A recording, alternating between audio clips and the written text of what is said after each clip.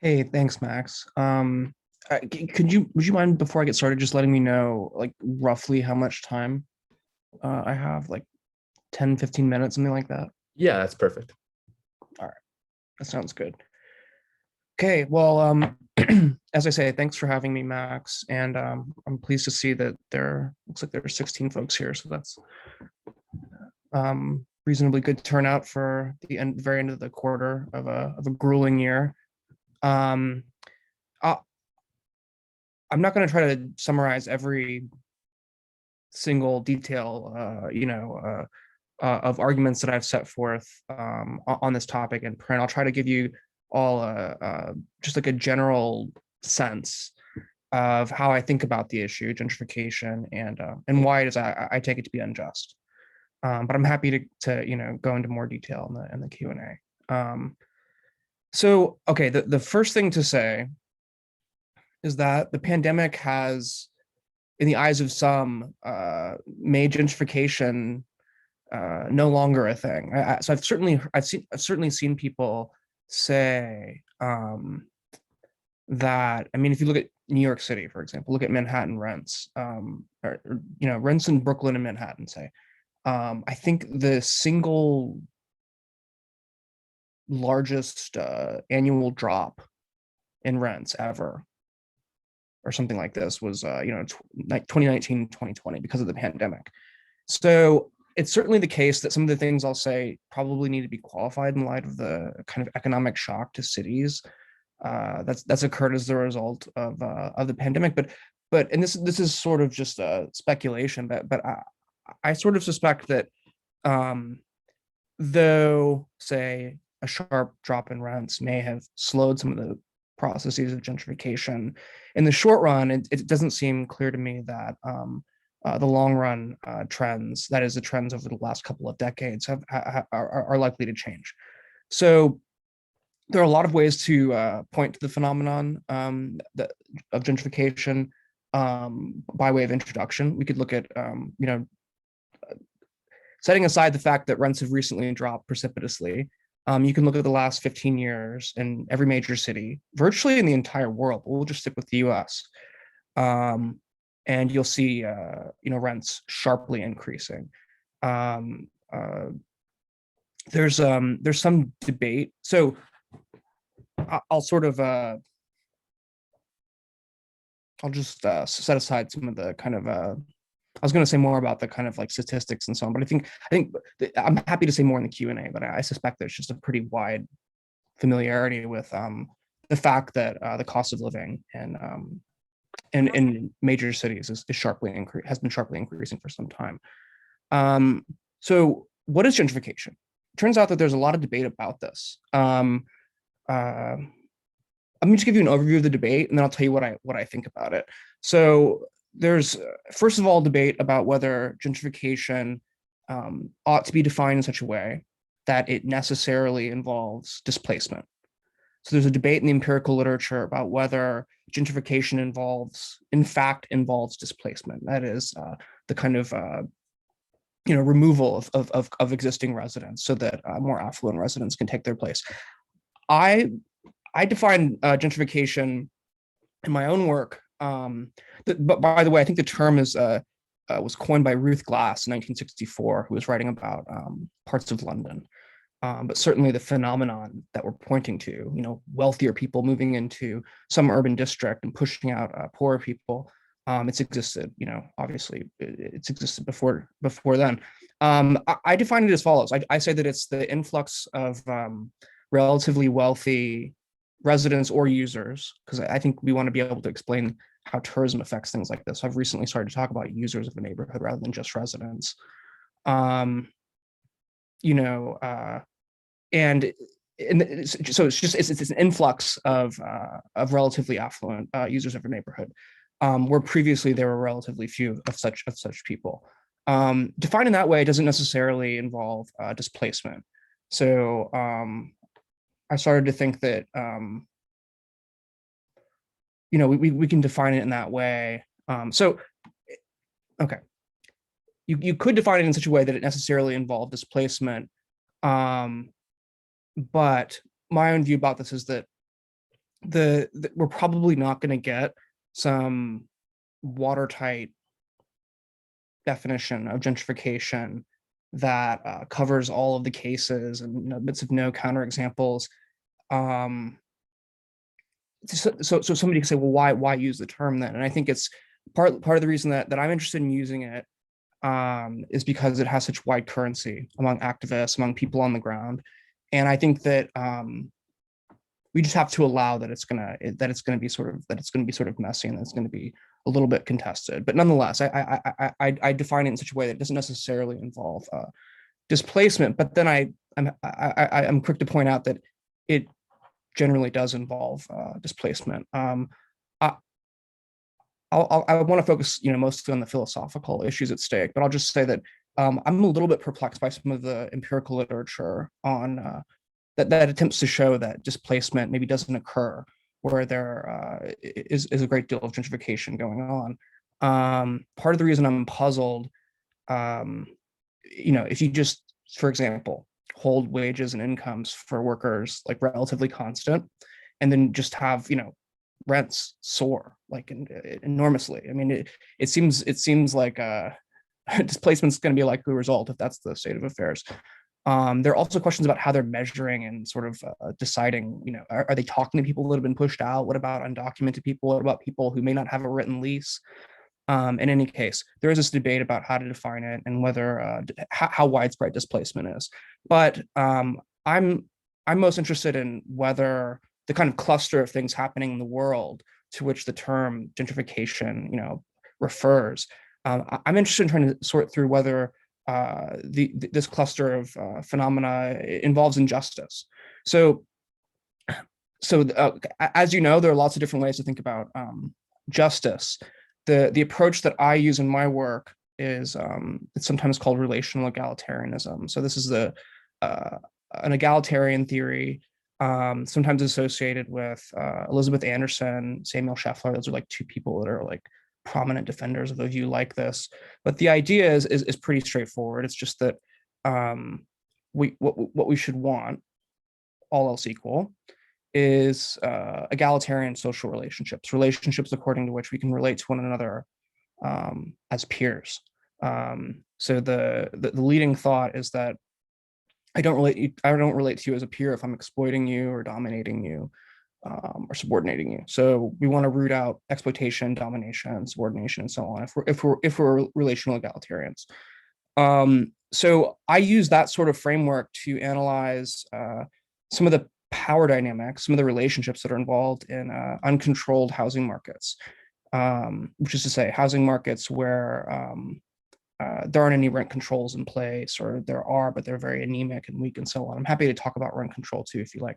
So, but beyond this question of injustice, there are just a number of kind of like classic problems in political philosophy that housing touches on. So the justifiability of coercion. When you're displaced or you're evicted, I mean, the coercive power of the state is going to be invoked to press the rights of the owner of the property and and remove you. There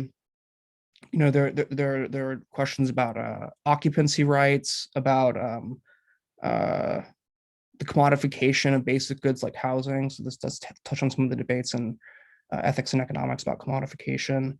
There's also just a question of like the meaning of being a citizen in a democratic society. To some extent, I try to see. Well, I'll get to this in a moment, but I try to argue that if you're seen as somebody that can be just kind of pushed out of a community entirely, say by rising rents, it's not clear that you can be said to be the political equal of the people that are pushing you out, or the people that are able to remain. Especially when pushing you out means you're no longer be able to vote because you'll no longer be a member of the city where you used to reside. So if I get priced out of San Francisco, for example, it won't be the case that I can sort of participate in the politics of San Francisco in the way I could if I were a member in good standing of the communities. Yeah, those are some of the questions I'm interested in asking. I'm also interested in trying to think about how class and race are implicated in gentrification. So there are some people that kind of stress that it is basically an economic phenomenon. It's basically just a class phenomenon. If race or culture have any relevance at all, it's secondary. And then there are folks who basically view gentrification as a process of whitening, as a process of displacing people of color, and leave it at that. And I have the view that both of those sorts of approaches are a mistake. Certainly in the U.S. context, it's you know it's pretty rare to find anything to do with housing that isn't connected to the U.S.'s history of racism.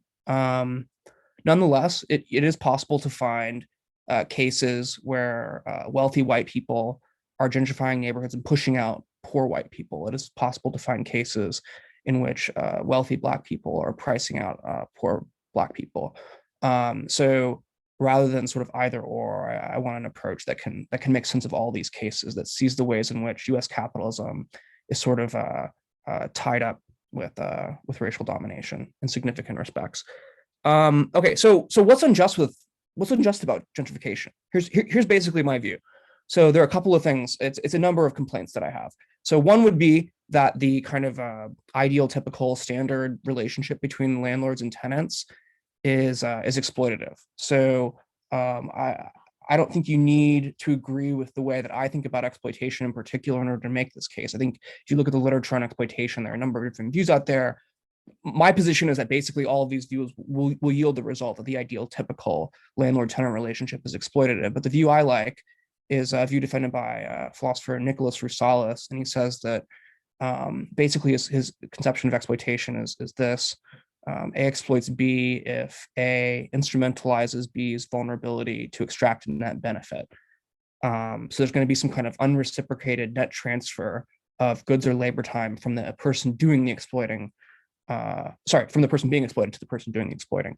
So I think you can show that landlord-tenant relationships, kind of classic landlord-tenant relationships, are exploitative. Now there might be some counterexamples. There might be some, like, I don't know, tech bro guy who makes tons of money and rents a place from a very poor old pensioner or something, and there might be sort of exceptions to what I say, but I think that anyways, I think the standard case is exploitative. In fact, I think I'm generally going to argue that capital income is going to rest on exploitation. So I'm happy to talk about that. It's not just rent, maybe also interest, dividends, royalties. I also think that it's wrong. I think the displacement is often unjust. So I think that forcibly removing people, upending entire communities, all for the sake of in many cases just for the sake of profit.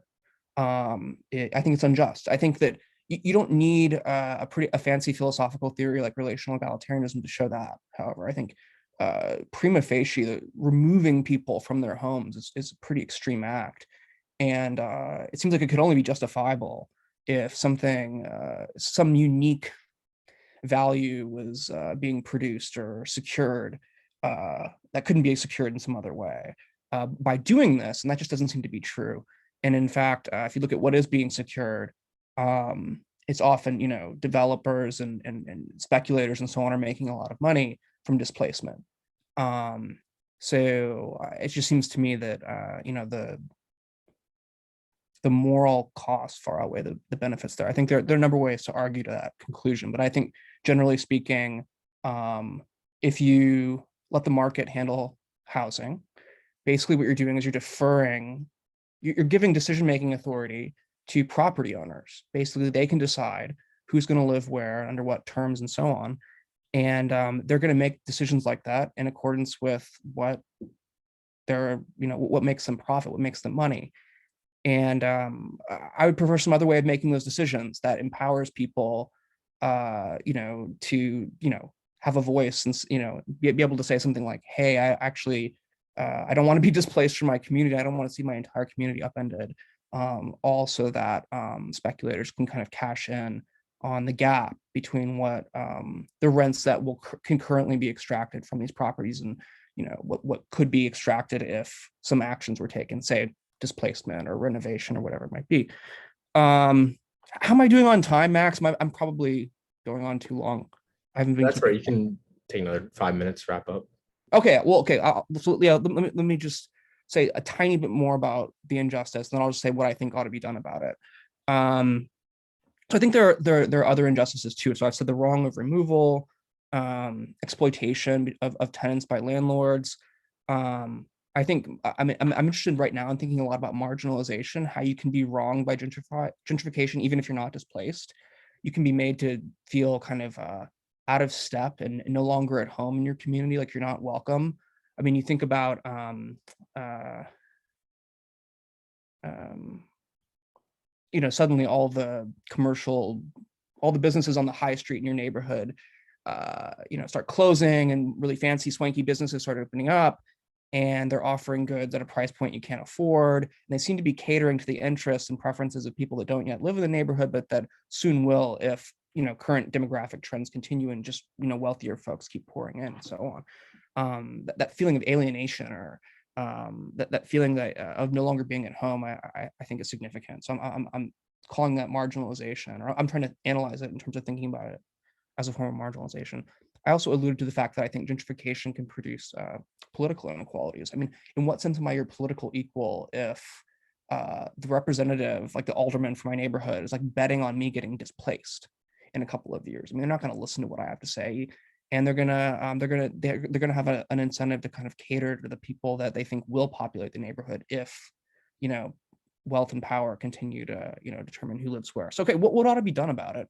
um I favor decommodifying housing. So I don't think it's good, for all kinds of reasons, not just sort of efficiency reasons or purely economic reasons. I don't think it's a good thing to think about housing, to think about land use as an object of speculation purely, as a commodity. So I prefer some kind of system of democratic control, some system of housing and making decisions about land use that gives that distributes decision-making power more evenly, more equally, so that it's not the case that landlords and developers can kind of in the economic sphere just have their way. And then obviously in the political sphere, because they're so economically dominant, they often dominate in politics as well. In the meantime, I'm in favor of rent control. I think it can slow gentrification. I think it can uh, curb the increase of the rate of exploitation of tenants by landlords. Actually believe in public housing and social housing. I know that's maybe a strange thing to say in the US context, but there are plenty of places abroad where you see that it's not the case that public housing has to be ugly and menacing and poorly maintained. I think it's something like 50% of the housing stock of Vienna, a wealthy city in a wealthy country, is public, and some of it's quite nice.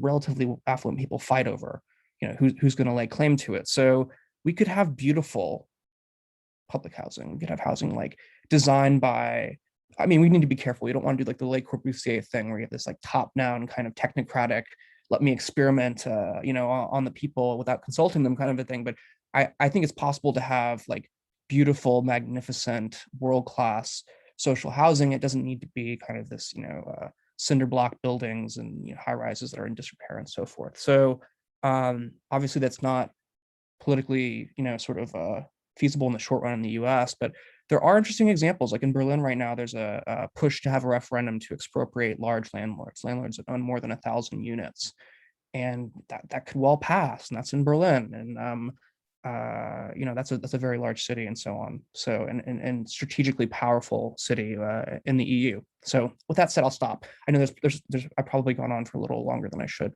and there's plenty more to say. So thanks. Yeah, thanks for giving me a chance to get some of my ideas out there. Yeah, great. Thank you so much. Now we'll hear from Professor Ford in response. Yeah, I first wanted to correct the record. I'm not now the director of undergraduate studies. That's Professor Callard. But anyway, so anyway, I mean, the first thing to say of substance is just, I feel like this is a really understudied topic, and I really, I think that what Professor Zimmer is doing here is really interesting, and I really enjoyed reading it in preparation for this. In particular, I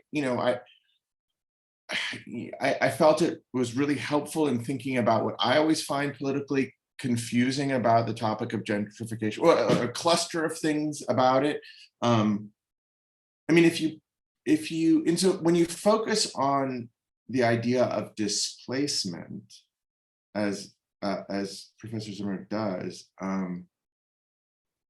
it comes out especially clearly that there's something obviously wrong with people being forced from their homes. I mean, if you put it like that, people being uprooted and displaced and forced to leave what is familiar and where their homes. I mean, the displacement of indigenous peoples all across the world. I mean, it's like a paradigm of a very violent and palpable wrong. And in fact, this is a point made by Michael Walzer at one point in the article, that it's like this is the sort of thing that's obviously, on page 65, to uproot a community, to require large-scale migration, to deprive people of homes they have lived in for many years. These are political acts and acts of a rather extreme sort. And so this happens to people, in the city where we live. They're uprooted, they're required to migrate, they're deprived of the homes they've lived in for many years. And yet the familiar political categories we have for thinking about injustice make it very hard to see this as any kind of wrong at all. So I think it's really important to try to say what's going on, and also to say what the inadequacy of the usual political categories are, such that they can't see this as a wrong, or don't have any way of conceptualizing it as a wrong.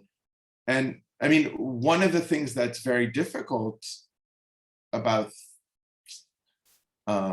seeing modern forms of contemporary capitalistic forms of displacement, the ones that go by the name of gentrification, that is, as forms of wrong, is that it's not, it may be clear who's suffering the wrong, but it's not so clear who's doing it. And anyway, it's or what combinations of people are doing it. I mean, I think even just in the things that Professor Zimmer said, at one point, we were talking about, he was talking about wealthy white people, say, displacing poorer white people, or wealthy Black people displacing poorer Black people. Or no, sorry, no, he didn't say displacing, he said pricing out.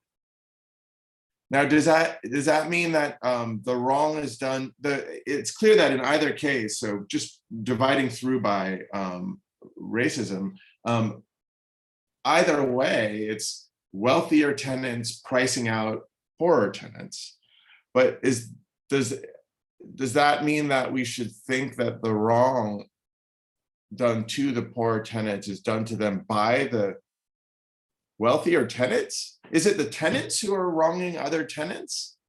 For example, I think that's that's not a dumb idea. I mean, I think that's, I mean, and I think the new wealthier people and their business, the businesses they own and the businesses they frequent do come in for, do present obvious targets for one's political anger. But what about the landlords? I mean, that was also an important part of the story. I mean, the new tenants, after all, are also tenants and also stand in the tenant-landlord relation that is being centered here as as really part of the underlying issue. So I think, yeah, so I think part of the difficulty is who exactly is, who is doing the injustice exactly, if anyone, is it even if it's not any particular person with two eyes and two ears, like supposing it's a class of people, or a group of people, which group are we to point to? Anyway, that's one thing that's puzzling about the topic. And I think one of the things that's I found so helpful about the paper Gentrification as Injustice is the section on exploitation at the beginning, because by putting it in that broader framework and bringing in the tenant-landlord relationship in general, it was helpful to me, at least, to think about the issue in comparison and in contrast to the employer-employee relationship, the classical relationship for thinking about exploitation. I mean, there are questions about how we get from this initial step to the idea of gentrification. I mean, from the outset, I was never having done any reading in this area. I was a little surprised, not unpleasantly, but surprised by the discussion of the landlord-tenant relationship, because pre-theoretically, I think of gentrification as in the way that Zimmer described it at the head, as a process of one population being displaced by another. And so not in terms of a tenant-landlord relationship at all. I mean, when I learned I think the first time I heard the term gentrification was in, high school or junior high school, probably a social studies class. I think it was on a list of things like desertification. I don't know, land that goes from not being a desert into being a desert slowly as sand blows on. That it was like one of a list of terms I had to memorize at some early stage, and it was definitely it refers to a change in some way, in other words, and the tenant-landlord relationship, if there's something exploitative about that relationship as such, it doesn't have anything, I wouldn't have thought it had anything to do with a change in who the tenants are. I mean, one of the things I was thinking about was in trying to think through the issue in terms of exploitation, in comparison and contrast to employment, was losing your job and losing your home, or like having to change jobs and having to change homes. Those are both very serious things. But the change of jobs, or one group of people replacing another group of people in their jobs, that strikes me as something, a special harm and a distinct harm from the underlying harm of exploitation. So I don't know, anyway, now I'm just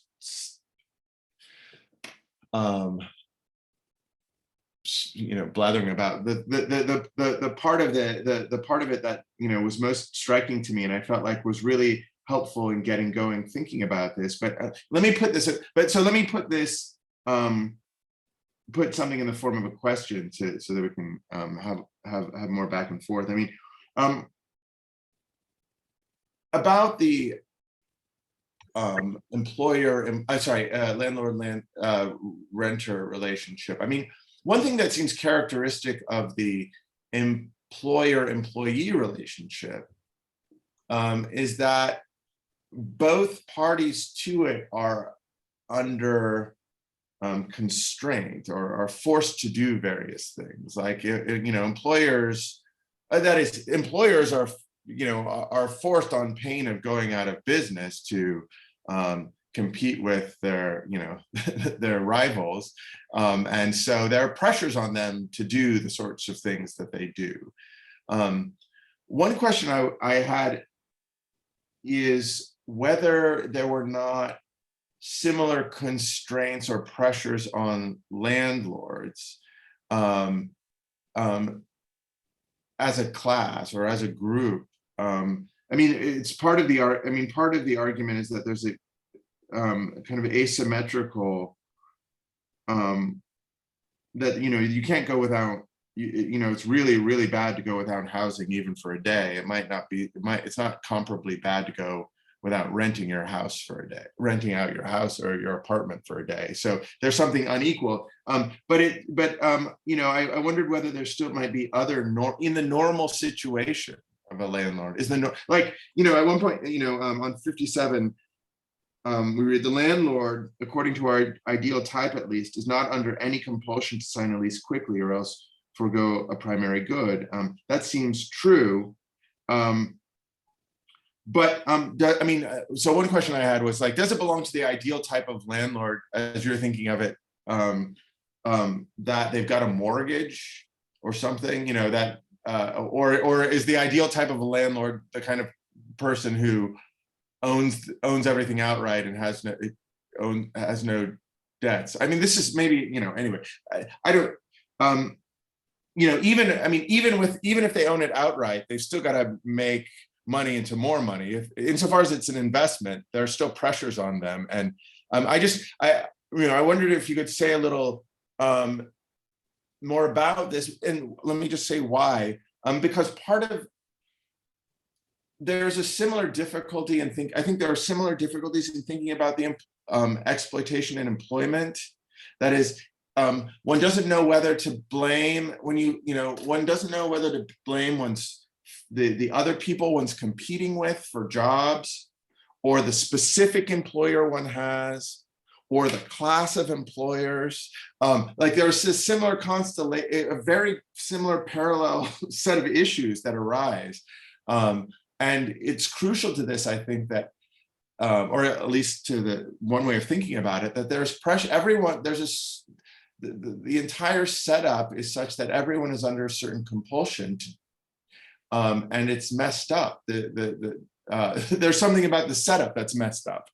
And that's not characteristic of the classic picture of people being displaced from their land at the point of a gun.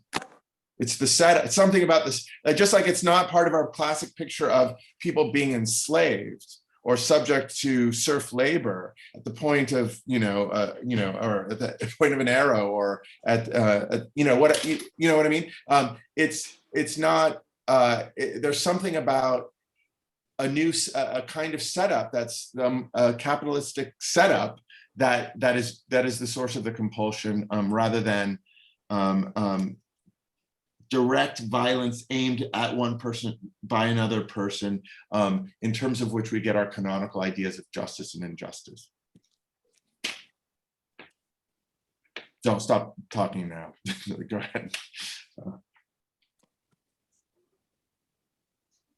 Max, remind me, did you want me to respond, or did you want to go to Q&A? What was the format? Yeah, if you could respond to that, that'd be terrific. Then we can go into Q&A. Well, yeah, and I'll try to keep my remarks brief because I want to see if folks have questions. Thank you. Wow, Professor Ford laid out a lot of really good questions. I'll start with the last thing that you were raising. This kind of question about analogies between employment contracts and housing market contracts, like comparing the sort of capital labor relation to the landlord tenant relation. I think there are a lot of similarities. There is this problem in kind of classical Marxist analysis of the labor market, where somebody could say, well, this wage worker isn't forced to work for this particular employer. Or, that's the beauty of capitalism. They're not sort of tied down in the way that serfs are tied down. They can work for anybody they want, legally speaking. They can't be compelled to work for one particular employer. So, but Marxists, of course, still want to say that workers as a class are forced to work for capitalists as a class, as part of how they define. That's at least one way of defining the difference between the two classes, or something like that. So one move you can make to sort of like deal with this. G.A. Cohen has a paper. I think it's called "The Structure of Proletarian Unfreedom," but he tries to argue that individual workers may be free to, exit the working class, say by opening a small shop or something like this, but it's not the case that the working class as a whole is collectively free to do so. I think you could maybe make a similar move with respect to tenants and landlords. Somebody could say, "Well, Tyler, you're not forced to submit to this one particular landlord. You could go move somewhere else, and that's a significant right and freedom that I wouldn't want to give up. I certainly wouldn't want to be tied down to my particular landlord. But so long as I don't have independent sort of non-market access to housing, I've got to submit to some landlord or other. So in that sense, I'm subject to the class of landlords as a whole. I mean, I think there are other constraints in there because I think it's morally significant, like where you live. And it wouldn't help me much for somebody to show that, like, well, I don't want to say something mean about some, middle of nowhere place that I don't want to live, but, take your pick. I mean, somebody can say, well, look, Tyler, there are apartments there. So yeah, Antarctica, there we go. Thank you, Ryan. So you can't complain. You have options and so forth. I think there are constraints beyond kind of like physical inventory constraints there. It's one really interesting thing about the landlord stuff, though, and landlords exploiting tenants, is you can actually find in the history of economics and people outside of philosophy, pro-capitalist folks who are basically arguing on behalf of manufacturing capital, and they regard landlordism as a kind of holdover from feudalism. They don't even regard it as properly capitalist. So this is part of the reason that there were rent controls in the mid 20th century in the U.S. Because large U.S. cities were manufacturing capital dominated. And manufacturing capital doesn't want to pay rent on the land that it's using. It wants to keep all of its costs low. Rent, utilities, wage bill. They want all these things to be low. So the landlord, in some cases, I think you can find Milton Friedman arguing this, is seen as a kind of parasite on the productive kind of capitalist who's the entrepreneur doing all these things and so forth. That's kind of maybe a kind of interesting disanalogy. I mean, I myself don't think that story about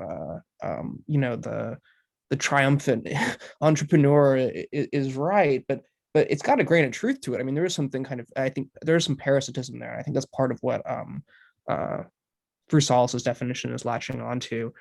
So who's doing it? Who's at fault for gentrification? I think the popular thing to say is to point to new tenants and to scrutinize their cultural preferences and things they like to buy and the way they like to dress and say they're gentrifiers and so on. And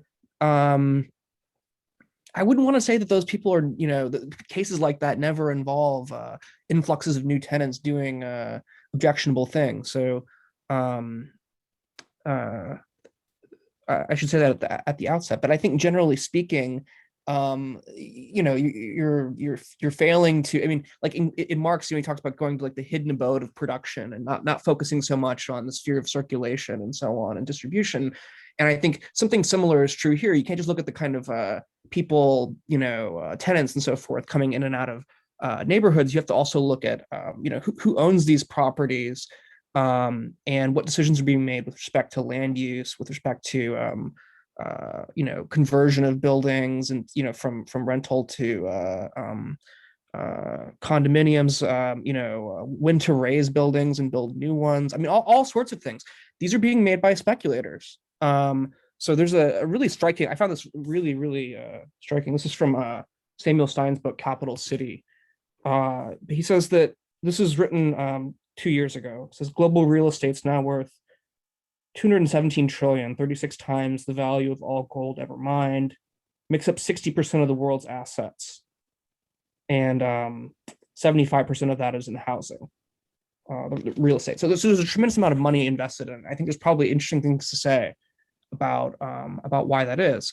But I mean, those are the forces I would want to identify as being the main perpetrators of the injustice. And I think one drawback of just scrutinizing the new influx of wealthier tenants is that it sort of presumes that like they could just decide not to, like they could decide to be more ethical in where they choose to live, and that would somehow solve the problem. But of course, it's not going to solve the problem because the Neil Smith is a geographer who has this theory of rent gaps that he thinks explains investment in cities and things like this. But he says that so as long as there are rent gaps, there are going to be tremendous incentives to displace people and replace them with people that can pay more money. So it's going to happen, even if you can convince some people not to kind of move in or whatever it might be.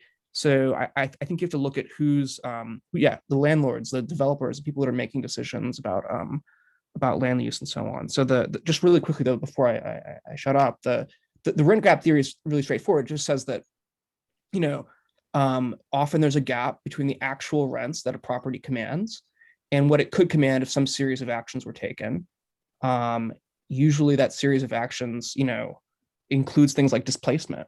And, if you could buy something, just get rid of everybody and keep the very same housing stock. I can't tell you how many times I've seen this happen in Chicago and in New York.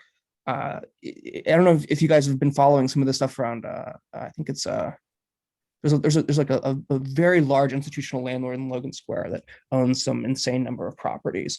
But I've had friends in buildings where this institutional investor would buy the building, increase the rents dramatically. They wouldn't fix anything. In fact, they probably let things kind of stagnate. And I mean, they're just cashing in on the fact that like the conditions are such that they can use this thing as their plaything to this property to extract more profit. So my view would be that we shouldn't look at housing in that way. We shouldn't look at property and land in that way, and we should have some different sort of power relations governing who can use land, who can live where, and so on. It shouldn't just be a matter of who owns things and so on. So I'll go ahead and stop there. There's obviously a lot more to say, and Professor Ford did raise this question about indigenous removal and settler colonialism. That's something that I'm very interested in as well, thinking about how there are analogies between settler colonialism and certain forms of gentrification.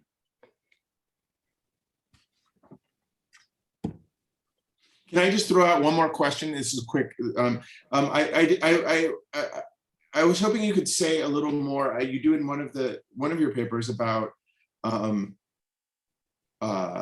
relation between gentrification and segregation. I mean, you brought this up. You were just bringing that in. I mean, it seems right that these are.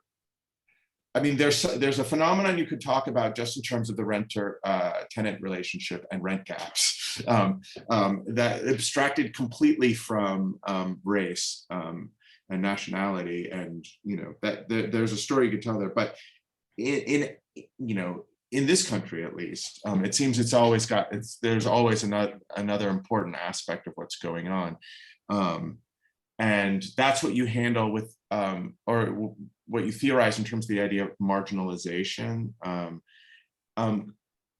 In the remarks you made at the beginning of our conversation, I mean, you were characterizing it as not, being in a place, even if you're not displaced, you might be made to feel no longer at home in the place where you live. And it struck me that's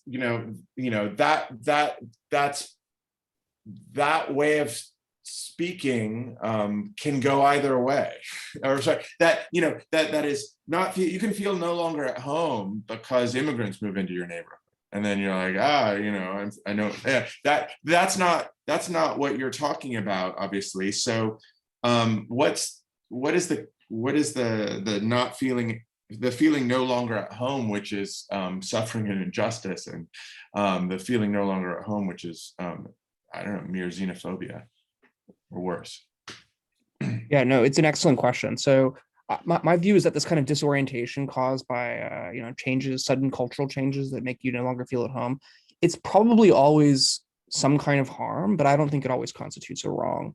So it's probably true that xenophobes feel disoriented and no longer at home when immigrants move into their neighborhood en masse or something like that. I wouldn't say that constitutes a wrong, and here's why. So the thing I'm tracking is like inequality, subordination. So if somebody comes into your neighborhood and they're not just changing things, but they're doing so without your authorization, without any kind of democratic input from you. And moreover, once they come in, they're sort of subordinating you. They're making you feel like a second-class citizen. That's different from By speaking Spanish in your presence, or no, that's not what you mean. Obviously, you don't mean subordinating you by speaking Spanish behind you in line at the supermarket or something like that. Obviously, you don't mean that. But what do you? I mean, but yeah. Wait, what do you mean? They're making you feel like a second-class citizen, or we're just.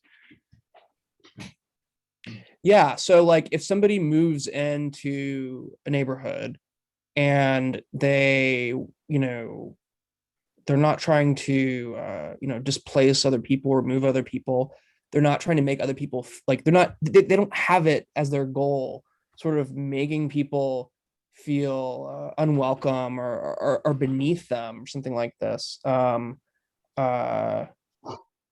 mean, there's a difference between saying I don't want to be dominated by somebody and I don't want to associate with somebody. It's the first thing that I think has relevance for us. Like somebody complaining that they don't want to associate with somebody else doesn't really move me, even if they can show that they're a little thrown off, they're a little disoriented because they're made to associate with people that they're unfamiliar with.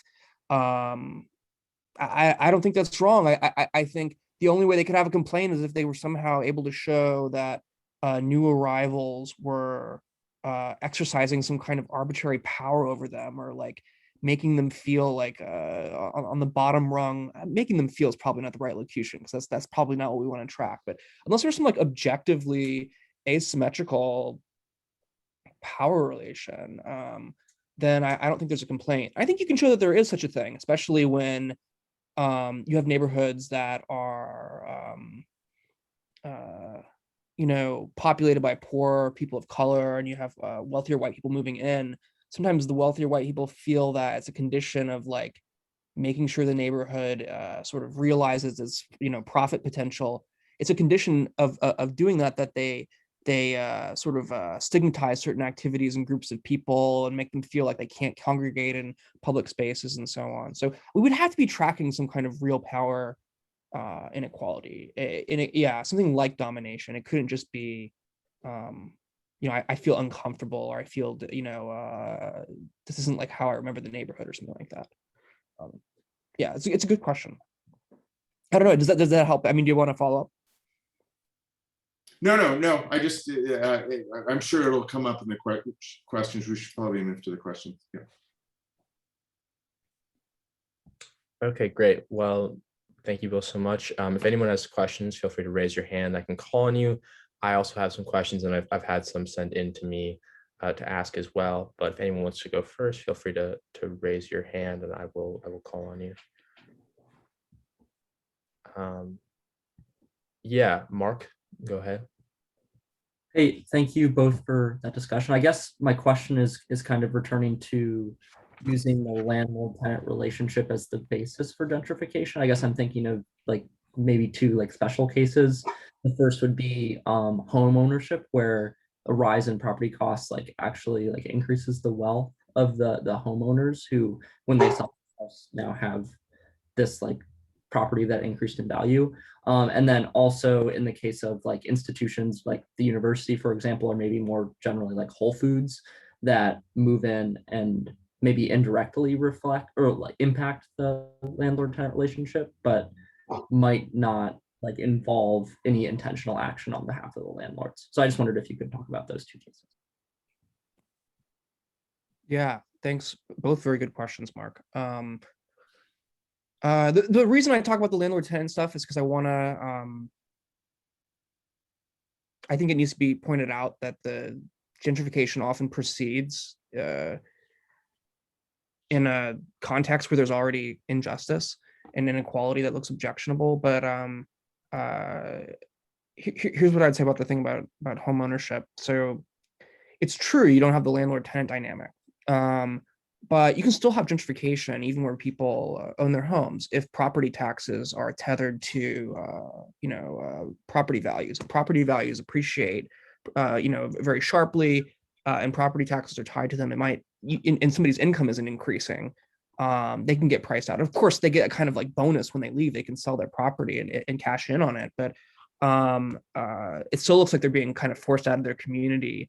And you could, you can see this kind of lay waste to entire. I mean, look, if the people wanted to leave already, the people that own homes just wanted out, that would be one thing. But if they're more or less being like pressured out or forced out by these these large scale economic forces, that looks similar to the dynamic that's pushing out tenants.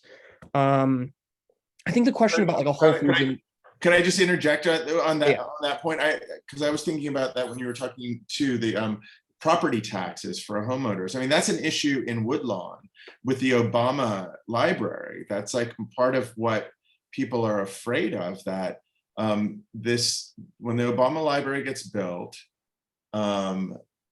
that part of the neighborhood is going, the property values of both the apartment buildings, but also single family homes is going to go up, and taxes on everything are going to go up, and that's going to change who can live there, and people who've grown up there are going to be displaced, and this is a dynamic that's perfectly foreseeable in advance.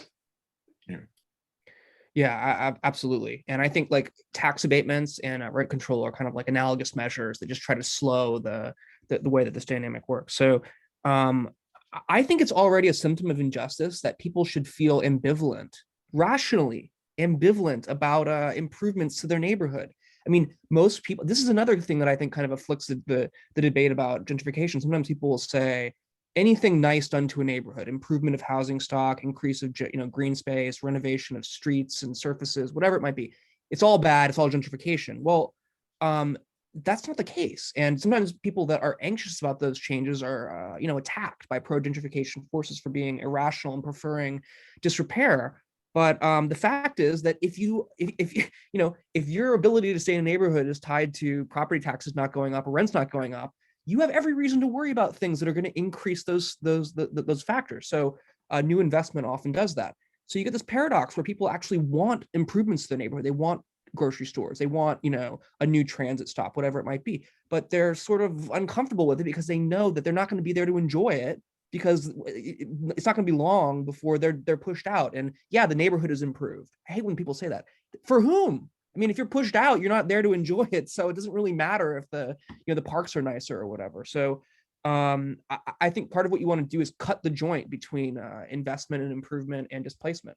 So you want to have improvement and investment without, threatening to displace people. And part of the way you do that is you don't make people vulnerable to displacement, i.e. you don't, have, you can put rent control or tax abatements in. But ultimately, I think you want to, decommodify housing so that it's not this kind of thing that, you could just lose if speculators and larger scale economic forces should make it, you don't want it to be so precarious, so to say. But yeah, great questions, Mark. Great, thank you so much. Dami? Hi, so I wanted to ask, do you think it makes sense to ask questions about personal responsibility? Like, how do I not become a gentrifier and things like that? Especially for like downwardly mobile tenants who might, in a sense, like be forced to gentrify because of their own like economic conditions. Like say, like I can only afford to like rent an apartment in a place that's like starting to gentrify. I know we're talking about like gentrification as like a structural issue, right? But I'm wondering if there's like any space, like, does it make sense to talk about justice and those kind of like micro interactions? Yeah, I think it does. I mean, I do worry that the conversation scrutinizes the decisions of tenants and lets like landlords and developers off the hook, and or just makes them more or less invisible. Like it's not even clear that they're doing things. It's just tenants and so on.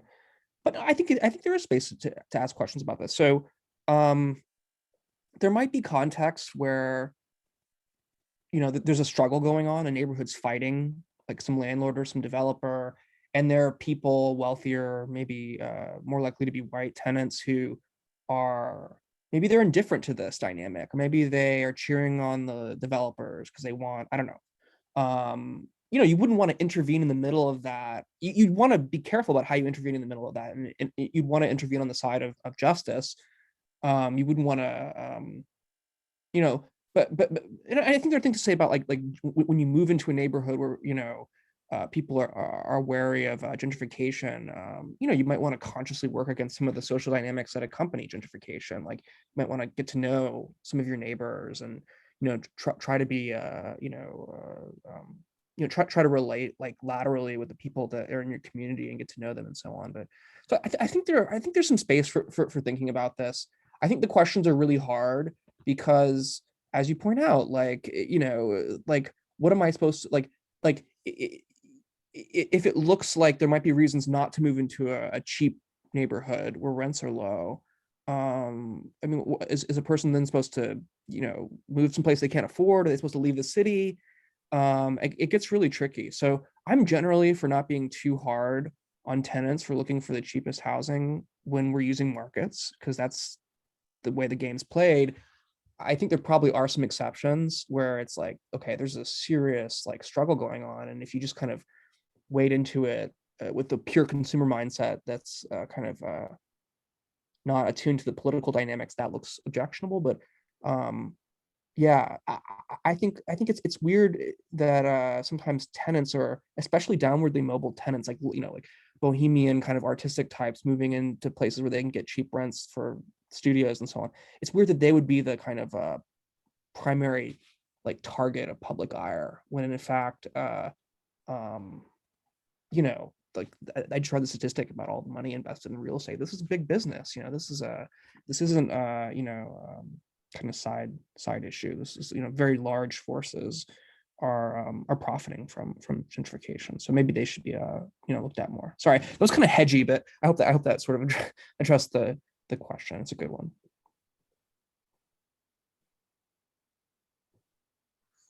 Great. And then I had a question sent in to me. Also, anyone feel free to raise your hand while I'm asking this, but a question sent in to me about the history of gentrification. Person said that gentrification came in initially to reinvigorate and rehabilitate neighborhoods that had been largely abandoned due to the shift from an industrial to a service economy in US neighborhoods.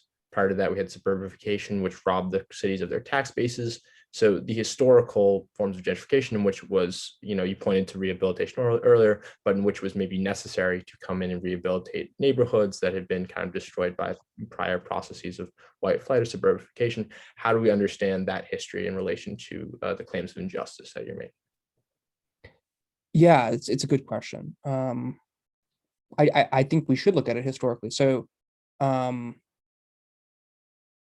I mean, it goes further back than just the kind of like mid-century crisis that U.S. cities went through due to severe disinvestment in industry and manufacturing and so on, and white flight. It goes back further than that, but since that's where the question's focused, that's kind of where I'll just say some things about that. So, I mean, I regard the like large scale withdrawal of funds from cities as an injustice. I mean, if you look at like Detroit or even parts of Chicago that were, I mean, look as if they've been, I mean, they're parts that look like, with rubble and crumbling buildings and so on. It looks vaguely like, cities in Europe after World War II. It's just, it's jaw dropping, it's arresting.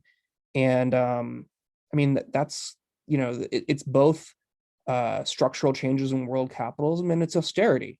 It's a political decision to disinvest in cities. So I would say that stuff's bad.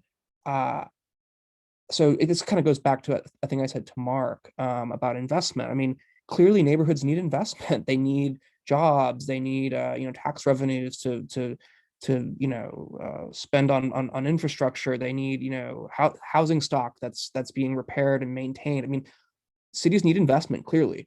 Sometimes it's framed like either you have nothing and you have disinvestment, or you have gentrification, and we just have to make trade-offs between the two or something like this. And I think the fact that we're even asking the question in that way is a symptom of injustice.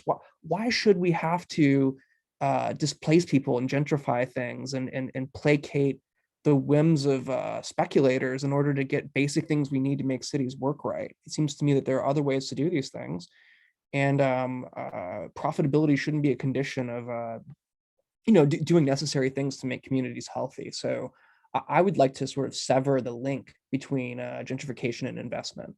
So I'd like to have like investment and not have, say, landlords and developers playing an outside role in the economy and in politics. I'd like to have investment and not have people worry that it's just a matter of time before they're completely pushed out. So yeah, I mean, I think talking about investment is definitely a big part of it. That has to be part of the discussion. Okay, great. Thank you. And then one more question. So you obviously mentioned your perspective here is informed by relational egalitarianism. How does that stand up against other claims of injustice that might come from different frameworks here? Maybe property rights of landowners, rights of movement for people who want to move to different areas of the city. How do the claims of relational egalitarianism, why bring those in here, and how do they relate to those other frameworks of justice that might give you a different answer to this situation? Yeah, good question. I mean, I'll just say that I think the dominant approach for a long time was kind of what Iris Young calls the distributive paradigm. So you try to figure out distributive functions and figure out what it is we're distributing, and that's all really political philosophy does, is figure out what equality of what, and then what kind of pattern are we supposed to be distributing things according to. I think seen in that, I mean, I think you probably can make some criticisms of gentrification using that paradigm, but I think one of the things that paradigm does is focuses a lot less on the power relations and decision-making authority and things like exploitation. And I think that's a mistake. It gets people focused on, like, say, affordability per se. Can people afford, is there affordable housing and so on? But that seems to me to just kind of make it very difficult to see the power dynamics at work. If we're just talking about affordability, it just presupposes that housing is going to be a commodity. And the hard question is, like, should it be a commodity? What are the alternatives? I think property theory favors conclusions like mine. So, I mean, property. So I think property rights are conventional. I don't think there's a natural right to property. I think there's a question about whether something should be private property in the first place, and that can't be answered in terms of questions about rights to transfer it and exchange it and so on. And then I think that so if you take, like, kind of freedom-based defenses of property rights, property isn't really a relation, like a right to property isn't like a relation between me and something. It's a relation between me and everybody else, and it says I can exclude other people from using this thing, and I can invoke the state to coerce them if they try to interfere with me or something.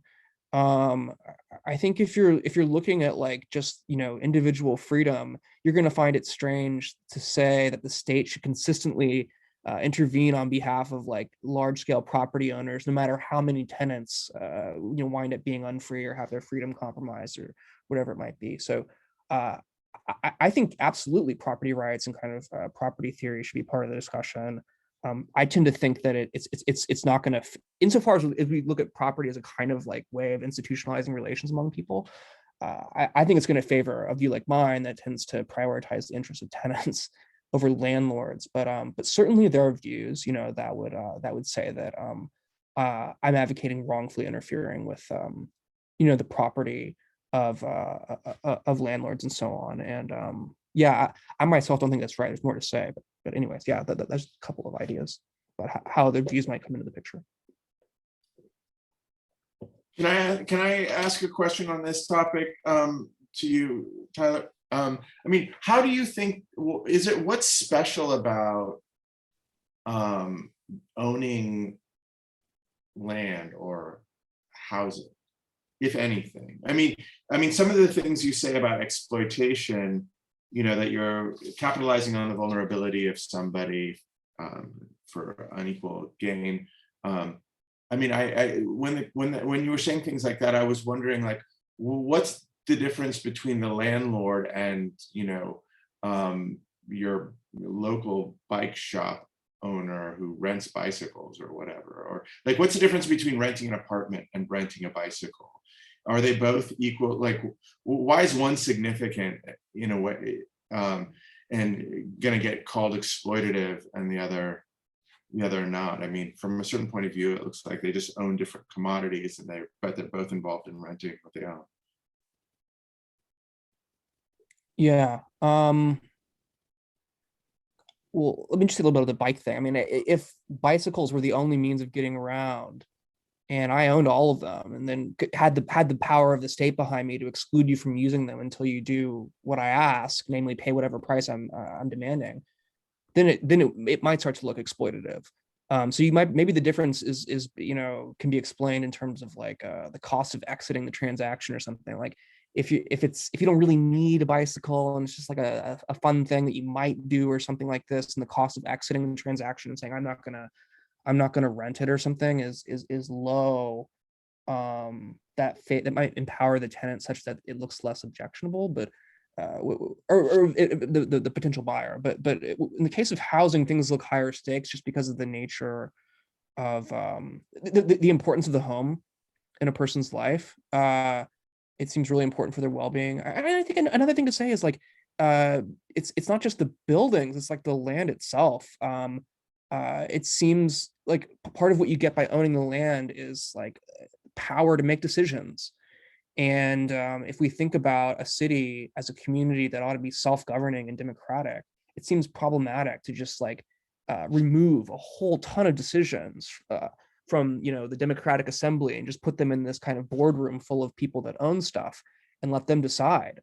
So there's that kind of a complaint too, that it seems like it's just inconsistent with the idea of a democratic city, that you're going to have large portions of it be kind of privately owned by a small class of wealthy people. Somebody could say, well, why not then have like more egalitarian ownership, but have everybody own stuff? I mean, that would be an improvement, but I think that there's still reasons to favor something like some kind of scheme of democratic or public ownership.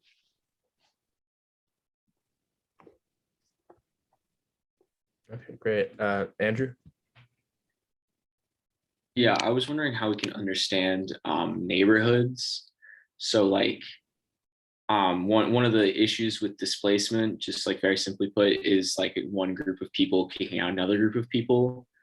But so like a neighborhood isn't like a club. Like a club has certain rules and like rules for admission and maintaining your membership. And so when people leave or new people join, we want to say it's the same club, right? But neighborhoods don't seem exactly like that. So how do we understand the idea of like one people, this is their neighborhood, they get displaced, other people move in, it's now they've replaced someone from their own neighborhood, but it's not like they own the neighborhood or something like that, and people are coming and going all the time. So is it just who's being displaced and who, like what socioeconomic factors go into it? Is that how we define the wrong of that displacement? How can we think about that? Yeah, excellent question. I mean, yeah, I'm a little skeptical of being like too communitarian about neighborhoods, because maybe then you get some kind of like argument against like a massive influx of wealthy people. But then as Professor Ford pointed out, you might also get like some arguments for excluding people that look really objectionable. So I wouldn't go that route. I think I'd say something like this. What I'm tracking is, the wrongs I'm tracking are, say, something like wrongful coercion, like that's to remove people against their will, and like significant power inequalities between people. So that one person isn't removed, but they're sort of relegated to the role of subordinate, and they just have to comply with all these kind of decisions that are just handed down from above, in which they have no standing to take part. So it wouldn't be like, I'm not going to be upset with like change per se in demographics. It's more like, are people being like forced out? Like, are they being made to leave before they're ready to go? Or, if they're not ready to go at all, are they made forced to leave? And then because of, say, demographic changes, even though the demographic changes per se aren't unjust, do the demographic changes play some causal role in explaining the emergence of some new relation of domination? And then it would be the relation of domination that whose wrongness that's the thing that I'm trying to track. So it may not always be the case that the answer is like remove the new people. It might be that they have to be like cut down to size power wise so that they can't just, steamroll other people and push them around and so on. So yeah, I'm tracking forced removal and certain kinds of objectionable power inequalities, not demographic change per se.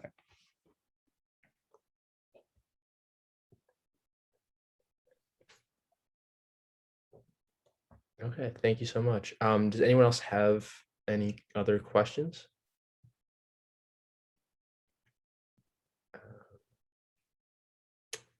Yeah, Ryan?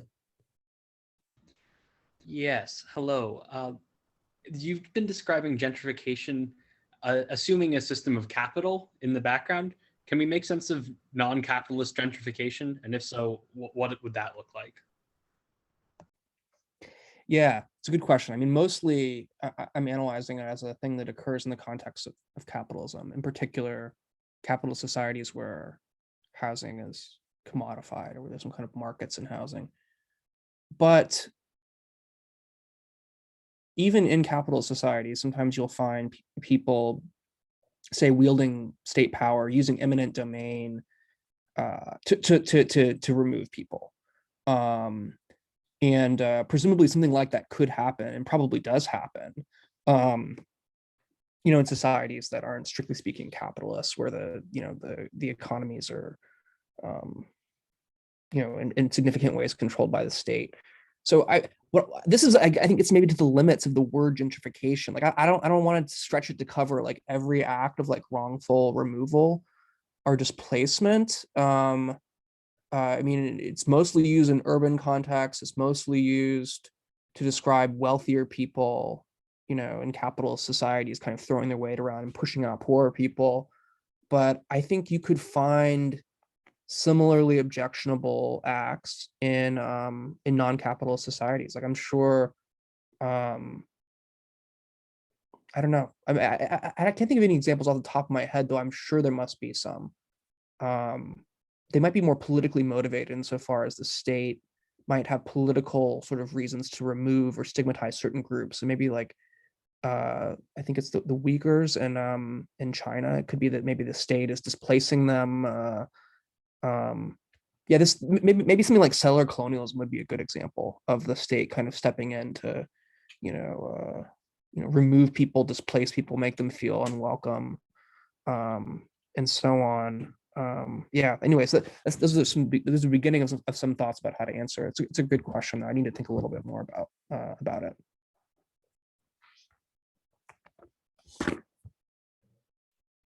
Thank you, Ryan. Any other questions?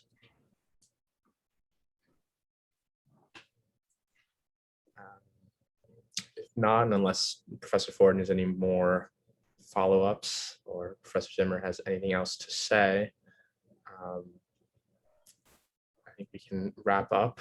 But thank you all for your questions. Thank you, Professor Zimmer, Professor Ford, for sharing your thoughts and your time with us. Much appreciated. Yeah, thank you. I appreciate it. Thanks for inviting me, and thanks everybody for coming and engaging with some of the stuff that I've, some of my ideas. I appreciate it. Thank you very much. Bye, everyone. Bye.